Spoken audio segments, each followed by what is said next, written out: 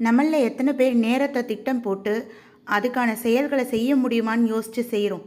ஆனால் ஜப்பான் நாட்டுக்காரங்க அப்படி இல்லை.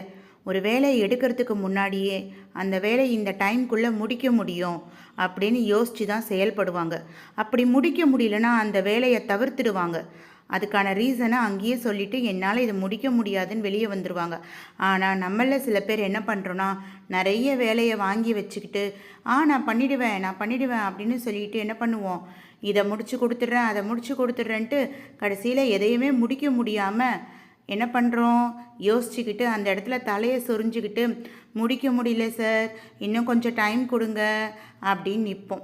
ஆனால் நம்ம வடிவேலு சாரோட மீம் இருக்கு இல்லைங்களா, ஒன்று பிளான் பண்ணி பண்ணணும் அப்படின்னு ஒரு மீம் இருக்குது, எல்லாருக்குமே ஞாபகம் இருக்கும், சாரோட காமெடி.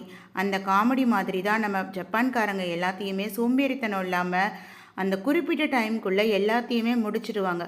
ஸோ நான் இதுலேருந்து சொல்ல வர விஷயம் என்னென்னா, ஒரு டைம் மேனேஜ்மெண்ட், அதாவது நேரம் திட்டமிடுதல் ரொம்ப ரொம்ப அவசியம்.